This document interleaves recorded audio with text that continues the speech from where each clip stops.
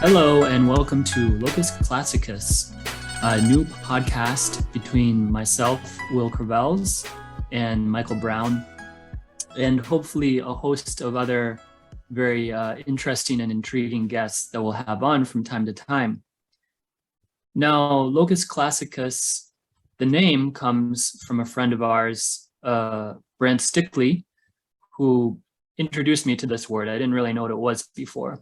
But essentially, for those who don't know, I assume many do, it just means the first instance in the written or textual record of an idea or sort of an idea or a concept or a quote. And it can also mean sort of the most important instance of an idea or a concept and quote that people sort of use to define that quote or idea later in time. So I think when Brant was using it, he said, I had been talking about healing crisis, this word in Chinese, 生命反应, and he said, what's the locus classicus of that idea or that quote? And so I talked a little bit about it. And that gets to sort of the ethos of this show, which is going to be talking about how when we're dealing with concepts in Chinese medicine, when we're having conversations about Chinese medicine, we always want to have that locus classicus in mind. We want to be, to a degree, grounded in texts and the history of thought in Chinese medicine to guide our future conversations. With that context, we can be more specific in the ways that we address certain topics, and we can be more accurate in the way we think about how certain ideas, certain treatment strategies were deployed over time. And this is an idea that both Michael and myself are very passionate about, and we're well equipped to discuss because we're both big nerds of the literature of Chinese medicine over time. Isn't that right, Michael? Yes, and now Will, if I'm not mistaken, you perhaps unknowingly performed a form of locus classicus on the Chiao vessels with your recent work.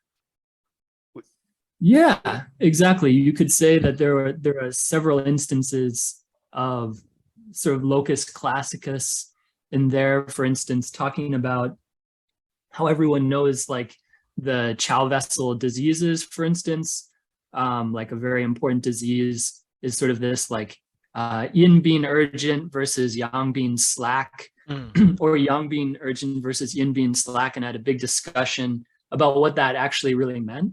And I went to the locus classicus for that quote, which you could say is like in the Nanjing or the Classic of Difficulties, stuff like that. Yep. And so, I think the idea that we're trying to bring together with this podcast is to try and look at certain ideas, theories, or statements that people kind of make throughout Chinese medicine, or even just concepts, and try and give a little bit of context about them, and even perhaps hopefully try and debunk some myths that have been floating around in Chinese medicine as well. Would you agree? Yeah, I would definitely agree. I think, part of it obviously comes it stems from our own conversations, right? Yeah. Just seeing stuff online, seeing stuff in sort of the like general conversation among practitioners in the West. And sometimes like maybe being a little bit frustrated by what we see and wanting to add sort of that like a voice that's really rooted and grounded in stuff we've read, and sort of the classics of Chinese medicine. Well, yeah, and I think it just kind of comes back to almost like debunking ideas that are being continually promoted, and it's kind of almost like people continue to promote them, but they don't question how did they begin, are they legitimate, how to say, like discussions of history or historical takes as well. And I think Yeah. sometimes they kind of almost become like these almost like kind of mythological stories where perhaps someone Mm. has said something, and now this idea is continued and continued. And it's, for people who go and study history, there's almost, scant historical basis in the things that they are saying. Right. Right. And some will argue, I think, that it doesn't really matter as long as it's grounded in clinic, right? But Yeah. I think for our part, we want to push back against that idea, correct? Well, for me, I think Chinese medicine, or even if you were to say like traditional Chinese medicine, it's kind of a key part of that is keeping it kind of, I think, in the lineage of the texts, and keeping it has what it should be, which is kind of based in Chinese medicine. And I think that if someone wants to kind of like change Chinese medicine or develop a new idea, they need to talk about, well, they should at least try and prove and justify why they are doing what they're doing, and base it in kind of like historical fact as well. And Yeah. I think that if we're going to look at some of these ideas, some claims that people have made throughout history, then we can kind of just dissect them and look at them and see whether or not these claims that people make are true. And I think the idea is that, and maybe something that gets lost, is that these texts are not just polemics that people have written throughout history. They are recordings of long, sort of the essence of long periods of clinical study and in clinical experimentation, right? And people aren't just writing, these major texts are not just like one-offs that people just sort of are making up out of their heads. They're the real thing. And so if you want to take an idea from them and then expand upon it or something, you at least have to know what they were talking about when they started. Otherwise, how is your how are you going to approach this in clinic, right? Because these guys, they approached it in a particular way in clinic, and they got particular results. If you don't understand that, how are you going to repeat those results, I guess, would be what I want to say. I think that's a really important point, because I always come back to the idea of Chinese medicine. It's about context. Sometimes you'll hear like a phrase in Chinese medicine as well, and the question is, like, someone might say, oh, you can only do this, but then my question would be, okay, when did this person say it? What context are they saying it? Is that a general rule? Is that a hard rule that you should always follow? And is it because I think, like, sometimes people will say things and it's about a specific instance, disease, or context, and then if you don't perhaps understand the person who's saying it or the context in which it is said, those things get lost, and then it gets, how to say, kind of misappropriated or misused or misunderstood. Well said. Well, I think we should probably talk about why we might be a little bit qualified to make such claims, right? Well, get into our backgrounds a little bit. Well, for myself, I've released it's basically two books, but it's a complete translation of a Qing Dynasty text called Explanations of Channels and Points, which is really the only pre-Qing work on that basically annotates and explains acupuncture points.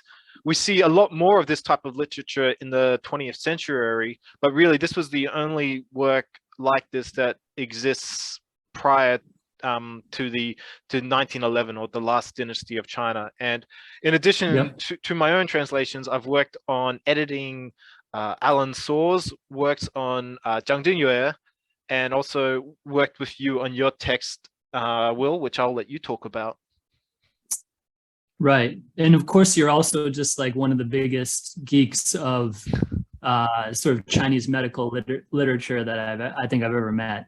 Well, yeah, I do like to just kind of go out and see what people are writing about, and see what topics people feel important, and not only that, also see the structure of books, because I think if you look at one of the things about Chinese medical literature is that books are structured in very different ways as well. Sometimes people might put an emphasis on like laying the book out according to Zhang Fu, according to elements of phases, according to Right. symptoms, according to interior exterior problems. And I like to look at that and see, well, what does that tell us about the author, and what are they emphasizing in that as well?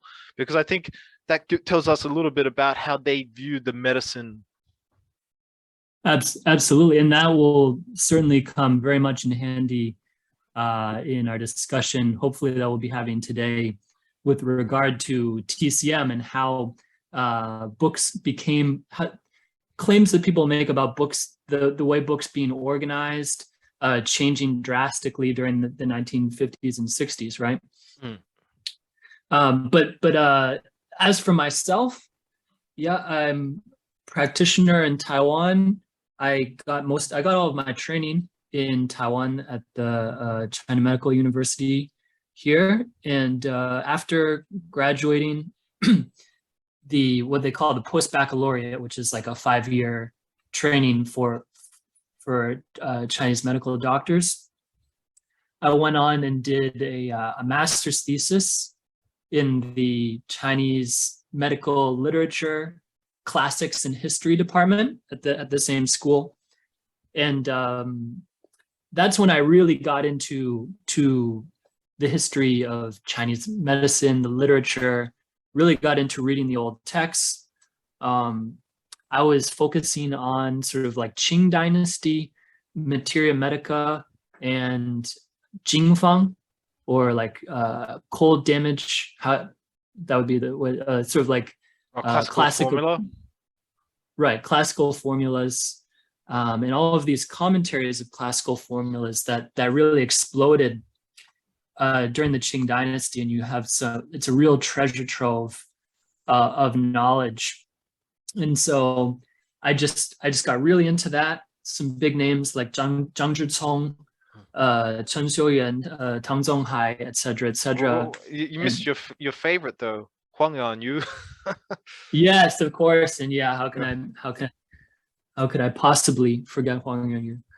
So yeah, and then after that, I sort of met up with you, and also with some of our other friends in the States, and I think you guys even pushed me further into like really learning more from different traditions and stuff like that. So I think that's a real characteristic of some of our friends. Yeah, I will say, yeah, we're very lucky to be able to have the kind of discussions that we've had in private. And I think one of the aims of this podcast is to try and bring some of those discussions that we've had privately into the public arena, so people can also either kind of like learn or debate with us as well, or we can kind of respond to these ideas that are out there as well. Because I think it's one important aspect of Chinese medicine, I think, that is sometimes lost in the West, is a little bit of like kind of the debate or discussions about different things as well, and hopefully with this we can kind of help give it a little bit of impetus so that we can kind of have a little bit more discussion and debate on different ideas and things like that. Yeah, and one of the nice things about grounding things in texts and the literary tradition of Chinese medicine is your debates don't descend into, well, my master said, or my teacher said, and then you said, well, then typically the next question after that is, well, where did they get that? Where's like that coming from? And then sometimes there's a lack of understanding of that. And so if you can sort of point to, well, this came out of this idea, this guy was influenced by this, all of a sudden you can have sort of a more interesting debate. Yeah, and I also think then that it becomes a little bit more tangible, at least for myself, when I can see this, how do you almost say, like current of ideas as well. Yep. Totally. And I think that really helps when discussing Chinese medicine. So today's topic, will you introduce it to us, and we'll make a start on it? Sure. Yeah. Well, today we want to discuss a broad topic But basically what it is this idea of the construction and the making of TCM, right? Traditional Chinese medicine, as opposed to CCM or classical Chinese medicine, that a lot of people locate in the 1950s and the 1960s in China during the communist era under Mao Zedong, and specifically also this idea of 辩证论治, which is sort of a key feature of TCM or traditional Chinese medicine. And we want to talk today about some of the claims made about this period and about TCM itself, and try to kind of deconstruct those and look at them again from this like historical perspective. Yeah, I think that'll be the idea. I mean, we'll see how we go. This might last. We might not get through it all today, but because it is quite, I think, can be a heavy and dense topic. And not only that, I think that I could say that it is quite heavily misrepresented in the West. A lot of Western claims. I won't say all Western claims. There are some good books out there as well, but I will say that it is commonly misrepresented in the West, this period of time, and then also the conclusions that people draw from this period of time. Right. Yeah, the conclusions that people draw is important. And, you know, I think part of maybe one of our concerns, or, you know, definitely my concern, is that because of certain conclusions that have been made, then people sort of write off China or, you know, TCM. They write off everything that's gone on basically then since, you know, the 1950s or something. And it's used in some contexts as a way of saying, well, just listen to me and not to the wealth of knowledge that continues to come out of China even to this day. I don't know. That's something. Yeah. I completely agree. So let's go back to this time around the 1950s and kind of even and talk a little bit about what was happening during this period of time, because I think sometimes people almost look at it as like, would you say a negative event or detrimental event to Chinese medicine during the 1950s? At least that's how I see it kind of portrayed in the West, that this was a time when Chinese medicine, several aspects of it were moved out. You might say spiritual or Shen aspects. They neglected emotional aspects of the medicine during this time, and these, or perhaps, you know, they removed things from certain books. How do you think that is an accurate portrayal of the 1950s, and what Mao and the communists did to Chinese medicine? I don't think it's terribly accurate. And you know, when I started out in Chinese medicine, I really I think maybe I read some stuff, maybe specifically by Elizabeth Shue, a scholar, I believe she's out of England. And I think it gave me this impression of sort of it was almost like the soul had been ripped out of Chinese medicine or something like this.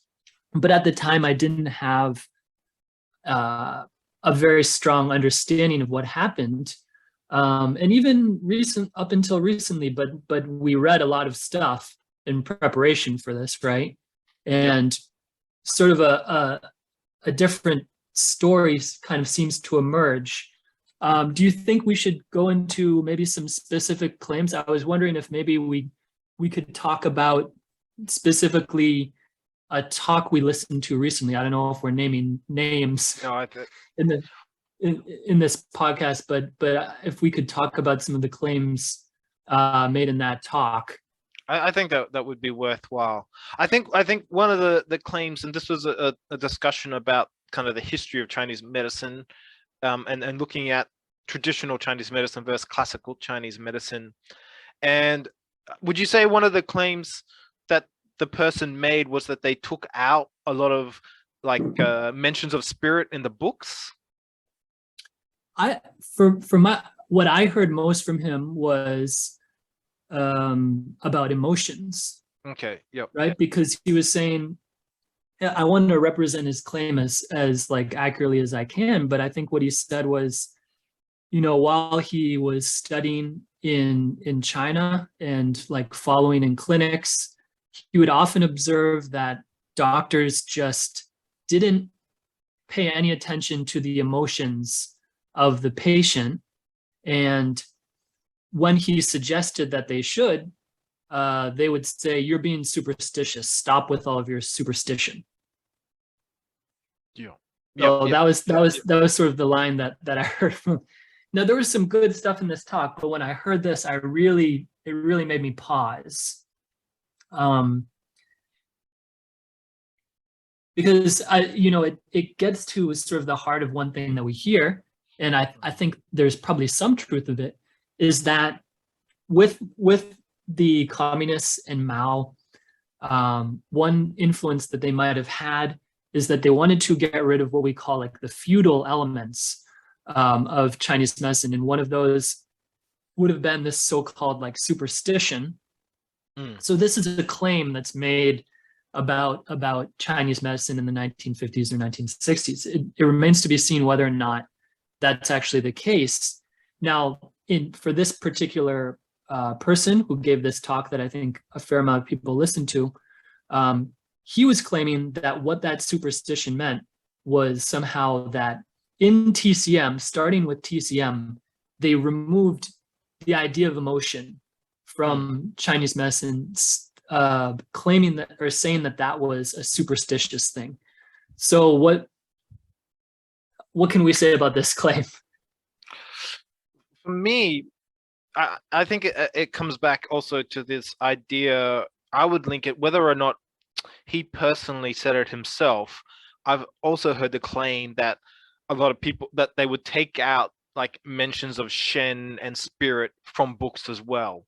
And I think that he makes this idea about it in the clinic. I think that they are somewhat linked together because, if you have these texts and, to make TCM, they removed these spiritual aspects, these kind of emotional aspects. Then when these people get into clinic and you ask them the question, what are they going to say? Oh, it's superstition. So I would kind of say that these two ideas are somewhat connected. And so for me, I can talk a lot about the idea, or at least a lot about the literature of this period of time as well. And from what I see is that, what happened in the 1950s is, yes, they wrote new literature or they wrote Chinese medical textbooks, okay? But they certainly, as far as I know, weren't mass editing old books. They weren't getting rid of old literature. I mean, the amount of old literature that still exists to this very day would blow most people's minds who've never seen Chinese medical literature in Chinese. Would you agree, Will? Yeah. So one of the things that I I read in preparation for this was Kim Taylor's very, very good book. And I think it's called Chinese Medicine, Communist China. And so she tells us very specifically what was going on during that period. I believe the first textbook came out in 1958. Yep. And the first classes also began in around 1959. Now, during that time period, what Taylor claims is that there was a strong emphasis on ancient texts. And in particular, those would have been the Huangdi Neijing, or the inner canon. Then also the Shanghanlun, the treatise on cold damage, Jingui Yaolue, Golden Mirror, the classic of the Golden Mirror. Is that correct? Something like central formula from the Golden Cabinet is, I think, how it's usually. Oh, right. Sorry, the Jingui, not the Yizong Jinjian, right? Yeah, the Jingui Yaolue. Yeah. And then finally, the last text would have been the Zhenjiu Daceng. Which is the, how do you call that one? Great compendium of acupuncture. But is that the one by Yang Dizhou in 1601? Yeah. Yes. Yeah. Can I just put in another point as well? When we're talking about these first classes, first textbooks, things like that, these are like it's an official textbook, right? And it's official university classes. There were universities and other kind of books prior to this, right? It's not like these things didn't exist before this, correct, Will? You mean in terms of historically, or just like, I mean, there was like, I think one thing I saw was that, you know, throughout the 20th century, there were schools that popped up. Jiangxi Chun had a school during the 1920s in the north. Then a very important school was in either Nanjing or Shanghai. I believe in Nanjing. And there was a group of doctors there, including Ding Ganren. Well, and I think Cheng Danan also came back to Nanjing as well to set up a school. Yeah. But so I guess my point that I'm trying to make is that it was a national curriculum that was being set up, was it? In the 1958, yes. Like a national sort of curriculum. Things had existed prior to that, so we're kind of not saying these were the first classes or these were the first kind of textbooks, but these were the first kind of, like, I guess, like a national textbook and kind of a national run classes as well. That's correct. And so they started 4 schools in the country in 1959, and those schools were about 70% Chinese medicine and 30% Western medicine. Yep. But you're right that prior to that there was all kinds of stuff going on. And very interestingly, I think this was something that really surprised me in Kim Taylor's work. What she said was that actually, while this was all happening, while this was being set up, the government was also promoting folk remedies. Now, the reason for this was because around 1958, there was a bit of a diplomatic kerfuffle, you could say. There's a diplomatic break between Russia and China. And so they started up this campaign of self-reliance. And part of that, they just said, well, we have to sort of dig into our folk remedies and stuff. And so, I don't know, it just really sort of went against this whole narrative that we hear about, oh, we've got to like knock away, we have to get all of the feudal elements out of Chinese medicine. You know, we've got to get rid of superstition and stuff.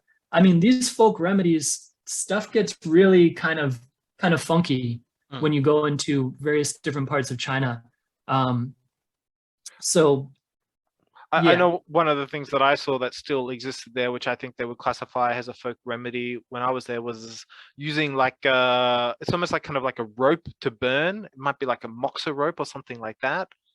And that's definitely kind of not too common, I think. Yeah, is that called tianjiu or something like that? I'm not entirely sure, but it's some sort of, you do moxa with like a bit of string or rope or something like that as well. So it wasn't as if they were just completely opposed to any of the ideas. And then another very interesting thing was this concept of zhuyo, which is sort of like the shaman tradition in Chinese medicine.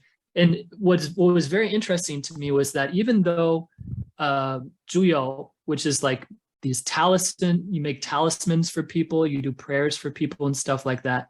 Even though that was outlawed in the 1500s during the Ming Dynasty, right? That was struck from the imperial clinics. Reningqiu apparently was very interested in zhuyo. And he was trying to think of ways that maybe he could reincorporate zhuyo into the new medicine, because he thought it could be very helpful from a psychological perspective. So just for those who don't know, Reningqiu is probably, I would say, the most prolific Chinese medicine author of the 20th century.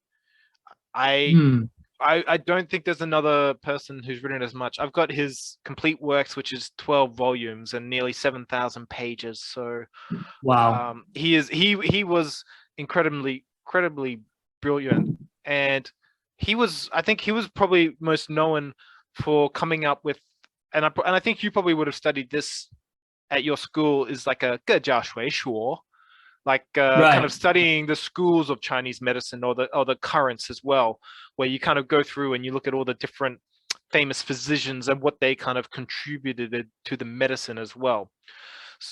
So exactly, yeah. So if we come back to kind of the creation of TCM, I think one of the things that perhaps people, they are critical about it, but if we look at the people who were working on creating these texts, I would say arguably they were some of the greatest minds of the 20th century, at least the Chinese medical minds, Oh yeah. For example, Qinbo Wei, he worked quite a bit on creating some of the traditional Chinese medicine texts, did he not? Yep, I believe in the 1960s he was a big player. And who was do you know who Qinbo Wei's teachers were? Qinbo Wei, I mean, one of his big teachers, I think, was Ding Ganren, right? And also, I think Chao Fu as well. Yep. So Qinbo Wei would have been like one of these like graduates of the school in Nanjing, I think. Was it either? I thought he was in Shanghai? He might have been in Shanghai. I thought he might have been in Shanghai. Okay.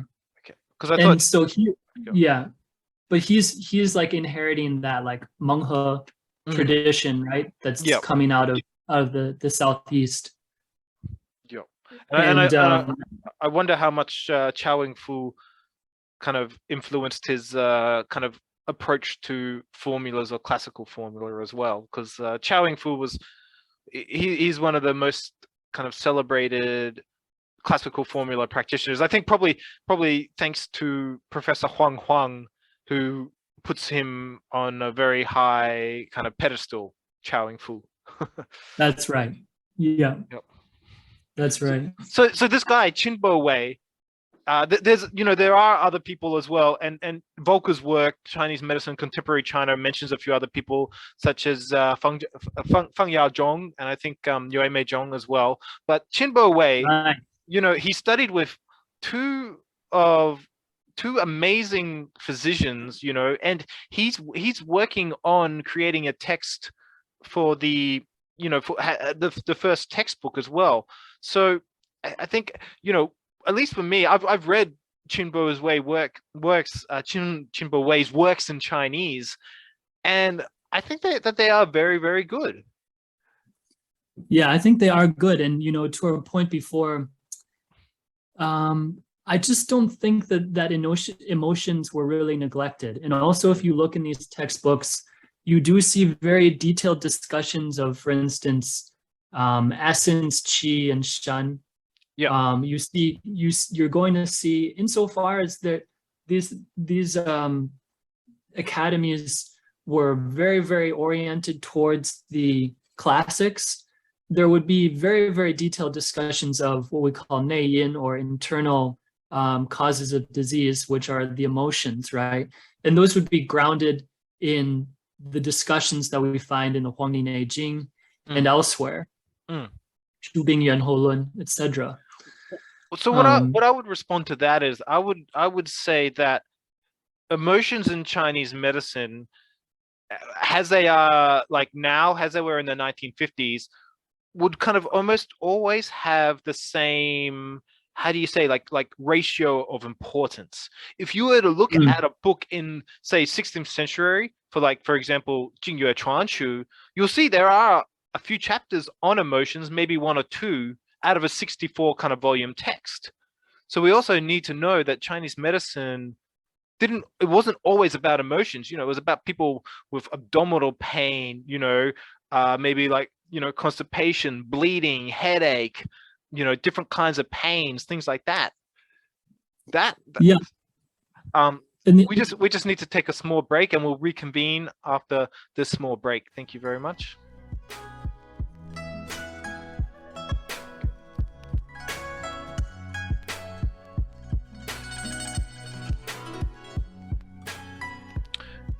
So we were just talking about the emotional claims and talking about the kind of the ratio of it in Chinese medicine as well. And I think that that is perhaps another key aspect that is a little bit misrepresented, is that people think that in the history of Chinese medicine that emotions were the biggest aspect of perhaps being treated by Chinese medicine as well. And from my research in looking into texts, that just doesn't appear to be true in my opinion as well. When I look through texts, you'll see often just like one chapter on emotions or something like that. Whereas, you know, and every disease will have have maybe like a chapter or something like that, or you know, a fascicle about it as well. And you know, books will sometimes talk upwards of 30 to 60 to 100 diseases as well. So I would say, you know, yes, emotions played a part of Chinese medicine, but it was never at the forefront, and it was never the be all and end all of Chinese medicine as well. And so perhaps when this person was going in to see the person at the clinic, you know, maybe they were having like knee pain or, you know, back pain or headaches or sweating or something like that. And perhaps at that time, the practitioner didn't exactly think that, you know, the person's emotions were that pertinent to the case, I could say. Yeah, and the other aspect of that, I think, is that the way that Chinese medicine views emotions, at least in my experience, the way they treat it is they're always treating the effects of the emotions. It's not as if, it's very rare for them to treat the emotions themselves. Okay, you do have certain acupuncture points that will calm people down. You have certain herbs and so forth. But you're, in terms of an analysis, you're always looking at how the emotions then impacted the physiology. For instance, if you look in the Huangdi Neijing, right? We have a whole chapter talking about how different emotions impact the physiology. Now, when we go to treat, then you're not treating the emotion, you're treating the fact that there's been this physiological impact. Okay, and so throughout the history of Chinese medicine, one of the most important emotions, and almost I would say like a catch-all word for emotions, is Jing, right? Jing being sort of fright. Yes. Lorraine Wilcox had an interesting post about this recently. Yeah. You know, if you look in the Zhubing Yuanhou Lun, there's a ton of stuff on fright, right? And so for Jing Ze Qi Luan, right? During fright, the qi becomes scattered. Is that correct? Yes. You said Duan or something like that. Yeah. Kind of almost like, even almost kind of like chaotic, you could say, scattered, chaotic, something like that. Yeah, and so for something like that, you develop an analysis of how that emotion plays in the body, right? And then we're treating that physiological pathophysiological paradigm, not the emotion itself.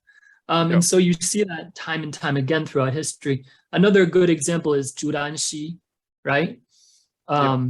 You know, Volker has some great stuff on Zhudanxi and this idea of depression, right?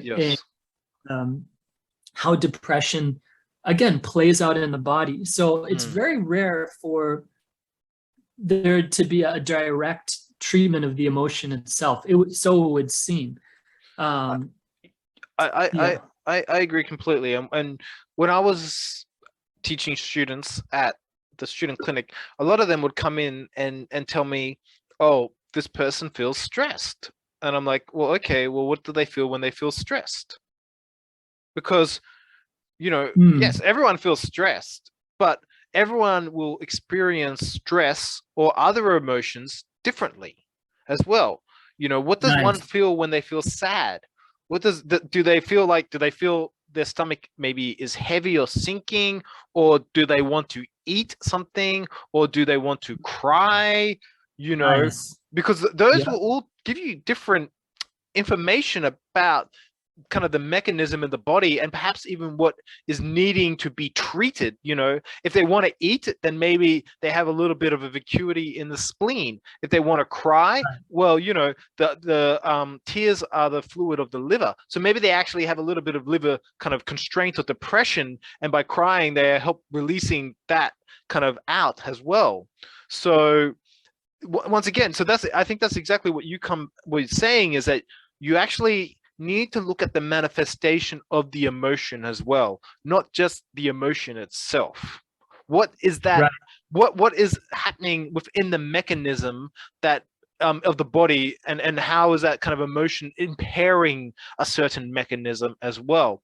And if I can come back to the text that you mentioned, the Zhu Bing Yuan Hou Lun, which was, I think, written in the 600 CE, something like that, is that they actually, they call the emotional diseases in there something like the 9 qi or the 9 qi. So the emotions are actually kind of impairing the mechanism of qi in the body. Yeah, I'll give a couple more examples. In the Huangyin Neijing, you have a chapter on bravery, right? Yep. Lunyong. And so the way that they talk about bravery is so interesting, right? They say, how is a brave person able to be brave? And they say, well, it's because the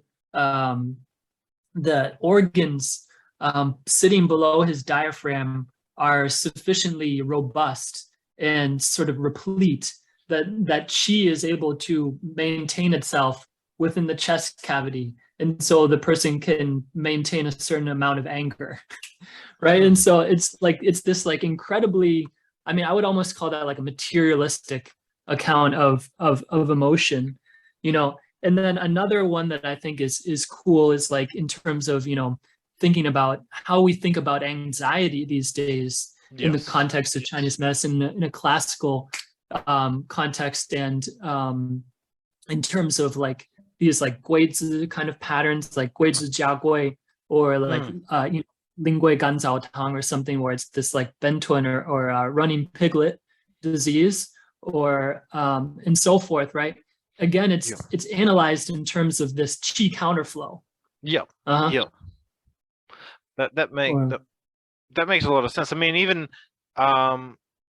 I think you could look at it in is it Gan Mai Da Zao Tang, which is that the agitation of the 5 zong as well? Yeah, that's called dry zang dryness, right? Organ dryness. Oh no. Isn't that agitation? The zao, zang zao, or something like that? Yeah. Like, that's right. Agitation or something like that as well. So once again, you can actually, like, you know, they're talking like the viscera, or the, you know, kind of almost agitated. Exactly. Yeah. So even then you can kind of almost argue that is even somewhat of a materialistic view as well.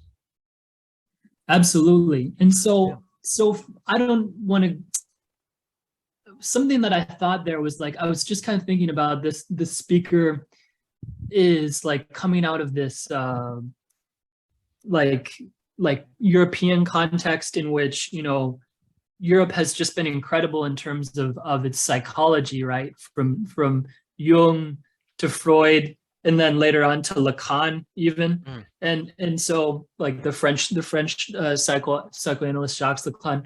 And so they have such a strong tradition of that.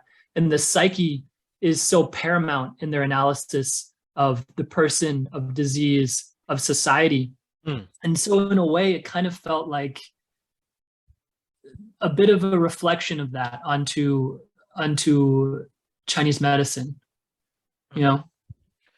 I think you raise a really good point. And I think for me personally, we should stop trying to make Chinese medicine into something that it isn't, and appreciate it for what it is, you know? Yeah. Because it is truly a brilliant system of medicine that is very, very rich. And we don't need to make it into something that it isn't. Yeah, we should try to understand as much about it as it is, right?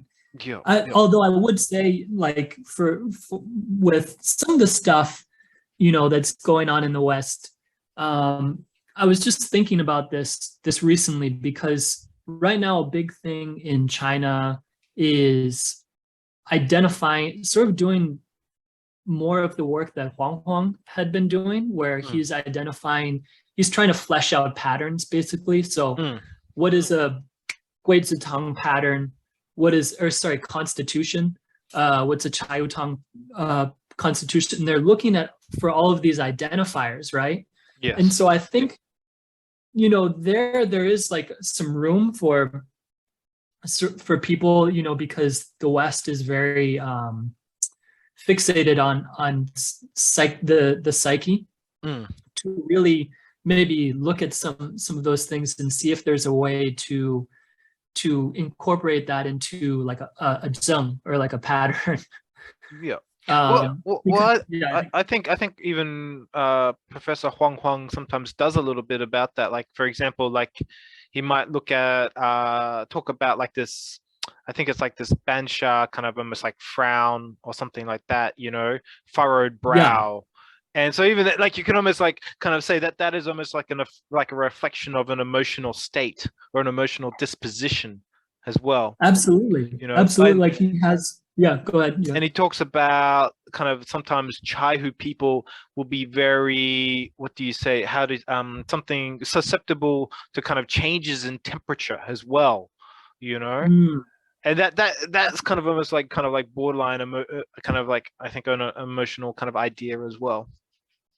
Yeah, or like with Guizi, he says like they're prone to anxiety, and by contrast, like Ma Huang types should not be prone to anxiety. Yeah. Right. Yep. So that's like a cool avenue that I think that the West can explore, because, you know,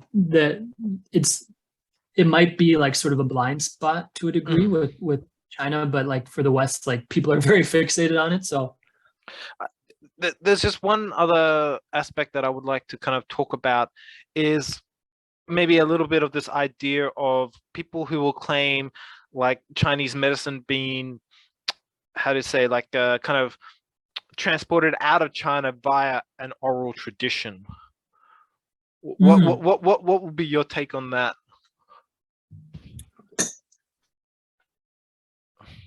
I mean, I think to a degree it is possible. Like, for instance, if you look at like the Shunhammer tradition, you have like, I don't think that because Leon Hammer, he didn't speak Chinese, right? He didn't read Chinese, right? Not to my knowledge. To a degree, so to a degree, he was getting it was like sort of a spoken tradition, like through clinic, people were learning from Shun, who again was a part of the same tradition that like Qinbo was a part of, like this Menghe tradition. So it is possible, but we can trace that, right? So we know, and we can trace, and as soon as you get back to China, there's plenty of books that you can look at. And the same could be said with like ICAM and like our notes that, you know, as soon as we get back to China, we can look at like Tian Baowei. We can look at like the Zheng Tianliu like text. But very much so. So I mean, the thing, I guess, for kind of like both of those is that I think that they don't necessarily, they're not contrary to a lot of the main literature of Chinese medicine as well. But what I guess I could say is that there are some traditions out there where if you try and find their information in texts, that you will not find any valid sources. And then they claim, oh, that comes from an oral tradition. Do you think that we should be skeptical of those kinds of claims? I would never kind of put ICAM or the Shen Hammer into that category for obvious reasons. I mean, I think you would really want to know, like, where is this stuff coming from? Hope that it would sort of jive somehow with stuff that exists, right, in the canon. Because at least for me, one of the things that I note in Chinese medicine is that there's almost like, for people who I guess authors who are really kind of like passionate about Chinese medicine, they always try and draw it back to the classics. You know, in general, all the texts that I've read, there was always a reverence towards the classics of the medicine as well. So when you get to these kind of traditions and they no longer really align with the classics, or there's large kind of gaps in what they think, then my question is, well, kind of how did you arrive at these conclusions? And I think that also comes down to not just, I would say, certain ideas of like medicine, but even when people teach, I think that you've got to be able to ask people, well, how did you arrive at this conclusion within the context of Chinese medicine? You know, how are you validating your claim? Because one of the things that I think we do in the West is that we allow people often to say anything that they like about Chinese medicine and not provide evidence for it. So, you know, why do we allow this in Chinese medicine? Well, typically the idea is, well, it worked for me in clinic, right? Yeah, I mean, well, I think the other big problem is that we go through school, and because, well, Chinese medicine school, I would say, and because our classes, we generally don't get taught where these ideas come from. We just get taught in a modern textbook. And this is actually where I think a valid criticism of TCM is how TCM is taught in the West.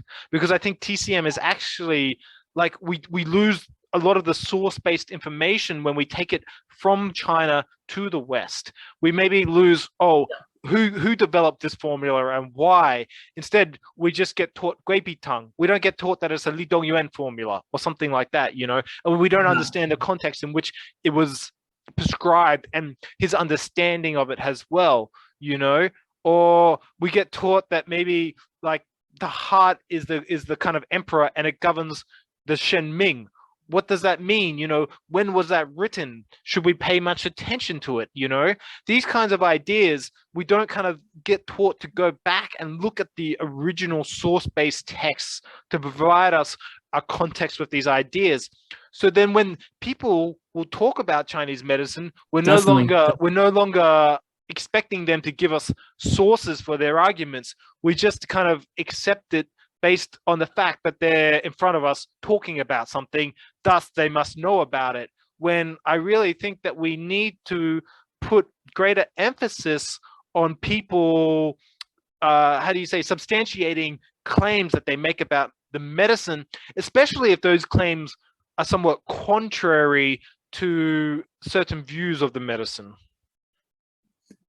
Yeah, I agree. And like you said, there's always been a tradition in Chinese medicine of trying to tie what you're doing, even if it's innovation, into what's existed before. This sort of weaving, right, of like Jing, like Jingwen, right, being this the name for a text. So I definitely agree with that.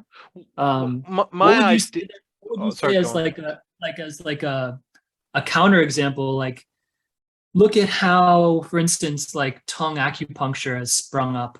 No texts coming out of, I think this comes out of like the Shandong region.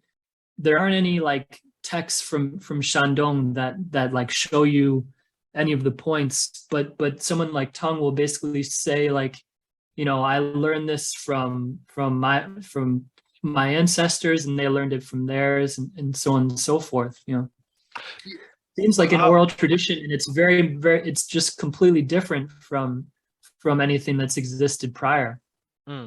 I would say that maybe it could even be, this is perhaps not quite as different to tongue, but a little bit of like Psalm acupuncture as well.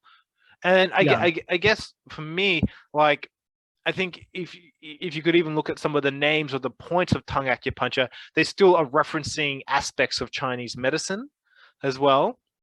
True. So yeah. I think you could probably look at it that way as well. I'm not that well, I don't understand tongue acupuncture that well personally, so I can't comment on it too much. But I guess one thing that I see with tongue acupuncture now is that there is a large variety of ways that people are practicing it as well, which actually that might be kind of like problematic because there was no text about it as well, which has allowed for a kind of a proliferation of interpretations about it as well. which isn't necessarily a bad thing, but it also that means that like people can have a lot of opinions about it as well. Yeah, for sure. And if you look, I think for me, again, like just to our point, because I've been fairly interested in tongue, and just, what ended up being really connecting with me was like the works of Wei Zhejiang, because he does connect it back to all this theory from Chinese medicine, from the classics of acupuncture, and he's like really steeped in that stuff. Can I just intervene and just say, just for some of our listeners, they might not know that you're talking about Yang Wei Che, right? I think it's his. That's who you're talking about, right? Yang Wei Che or Yang Wei Che. I thought people were more familiar with calling him Wei Zhejiang. I'm not. I think his book on the website is Yang Wei Che or something like that, like like the Wade Giles system. I might be incorrect, but anyway, sorry to interrupt. Love that Wade Giles. Yeah, but so just and again, just like how he syncs that back up with all that this tradition, it just gives you such a robust context for then applying his the Dung style, the tongue sort of methodology, right? And so I think that's really nice. Yeah, one of the things that I think with Chinese medicine is that like innovation isn't a bad thing, but if you want to innovate, you have to go back before you go forward. And I don't necessarily mean just like reading the Huangde Neijing or the Shanghai Lun. I think it's also kind of imperative that you also understand perhaps some of the main arguments throughout the history of Chinese medicine as well. So, and that kind of means understanding a little bit about maybe Luan Su, Li Dongyuan, Zhu Danxi, Zhang Jingyue, because I mean, like, otherwise, if you kind of just read the Neijing and then you make your own conclusions about it, you're kind of missing a large body of work in the middle as well. What did these people have to say about it as well? And, you're kind of missing out a lot of important scholars' work as well and practitioners as well. And I sort of think it's kind of, if you were going to write a scientific paper, you perhaps, you wouldn't go back to the first person who invented something and kind of ignore all the scholarship up until you were writing something. I think you would kind of want to read through all the scholarship kind of possible as well. So it's kind of one thing I would always say is like, if people don't read Chinese, you got to be careful with perhaps some of the conclusions these people are drawing or making about the medicine as well. Right. Yeah, absolutely. I mean, I definitely encountered this with like the when I was researching the Chow vessels, right? And I think that was part of the impetus for writing the book, because we saw just a lot of stuff that just seemed sort of, we didn't understand how people were drawing these conclusions about the Chow vessels, because none of it had ever existed before. And they also, they don't really explain their methodology or their sources. It's almost like they just have decided and arrived upon a conclusion without doing any of the kind of work required to making that conclusion. Yes. Yeah. And so, but then maybe they'll try to say something like, this is the real sort of understanding of the 80s or something that got lost during the during the communist revolution or something like this. And I think that's a point that I wanted to make, is that I think a lot of times what the communist revolution serves, the sort of purpose that it serves for people, is sort of this foil where they can say, well, prior to this is what the medicine really was. Yep. Right. And so in truthfully, this has always existed in Chinese medicine. There's always been this appeal to a mythological past. I think that's something that Volker Scheid has spoke about throughout time. How many times do you see in the prefaces to books, like, for instance, we've been translating Huang Yuanyu's book recently, right? Yeah. And the very beginning just starts off with, in the time of Zhang Zongjing, right, in the Han Dynasty, people really understood the medicine. Yeah. But sadly, in with generations to come, people forgot. And then there was a period of 1,500 years leading up to me, where now I'm going to show you what the real medicine is again. And so and to be honest, Huang Yuanyu, like a lot of his ideas are sort of new. I mean, well, just so, look at Zhang Jingyue as well, right? He was extremely critical of people before him and kind of believed him to have the one true kind of method for medicine. Yes, exactly. Right. And the same with the people before him, right? In the Jinyuan, like this Jinyuan Four Masters period, they said all of these people who are prescribing based upon the Song Dynasty imperial books, the Taiping Huiminju Jifang, right, are completely mistaken. And now we're going to show you what the real medicine is about, based upon like Huangdi Neijing sort of understanding, right? Yeah. So this has always been going on, and I think to a degree we have to recognize that this is what's going on a lot of the time when people are talking about TCM, this is this like new thing, but we're going to show you the real medicine that came before it. And I'll give a modern example that I find very interesting. For instance, with Liu Lihong, right? I think a lot of people have been interested in this book called Classical Chinese Medicine, right? Which isn't a very actually good translation of the Chinese title. Do you agree? Because it's called 中医思考. It's 思考中医. I think it's sort of a polemic title. I mean, I don't think they were going for a direct translation. I think no. But at the same time, I think it might have been. Yeah, I think they were definitely trying to capture a certain audience in the West. Right, and they did a good job, because now we have a group on Facebook that's pretty big called Classical Chinese Medicine and Practice, right? And so Liu Lihong, he does the exact same thing. He says, well, in the past 70 odd years with TCM coming into the world, Chinese medicine has just completely lost track of what it was before. And it's just and he makes some good points. A lot of modern doctors, like, they just sort of think in terms of like Western medicine and stuff.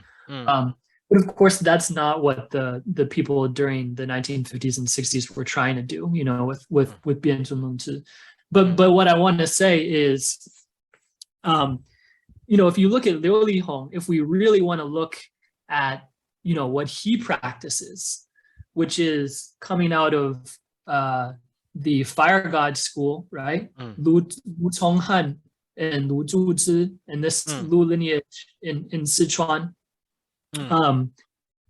This has been characterized by sort of someone from the same generation as Liu Lihong, Fu Wenlu, who is also a very, very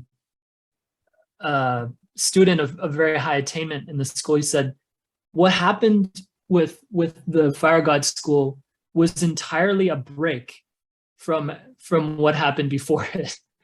So it's not like this is going back to the originals or stuff like that. I mean, if you actually look at the methodologies of the Huosanpai, it's totally innovative and new stuff. So again, you just have to be careful and really recognize that narrative and this idea of, oh, well, this is wrong, but we're going to go back to the original. This is wrong, we're going to go back to emotions. But then when you look at it, how are emotions actually used? I guess that's our that's where we come in, right? And I guess I would say, are these people who say that they're doing it, they're treating emotions, are they kind of even treating them in the way that they were treated in the past, or are they kind of are they doing like a new aspect of it as well? But unfortunately, I'm not so privy to that information of how they treat, so I can't comment on that. True. Yeah. All right. Is there any other final remarks you have, Will? No, I think that, well, I mean, we should talk about like maybe what we'll get into next time. Well, I think next time we'll be looking at maybe a little bit more of the topic of Bianzhang Lunzhe, you know, and Right. talking a little bit about that, maybe some other claims that people have made from it as well.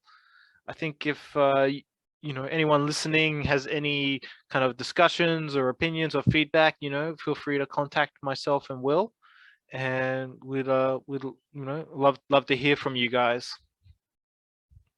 Yeah. Yeah. Hopefully it was an interesting conversation for people, Yep. not just random ranting.